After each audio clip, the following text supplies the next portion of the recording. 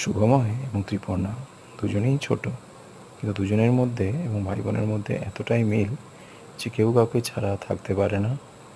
কেউ কাউকে তাকে ভালোবাসে দুষ্টুর সাথে, দুষ্টুমি করে বেড়ায় একে অপরকে নিয়ে। দাদা করে বেড়ায় দুষ্টুমি আদর বোনকে। বোন তখন খুবই ছোট, তাই সেভাবে কিছু করতে পারছে না। আশা করছি বড় হলে দাদার প্রতিটা দুষ্টুমির প্রতিশোধ নেবে।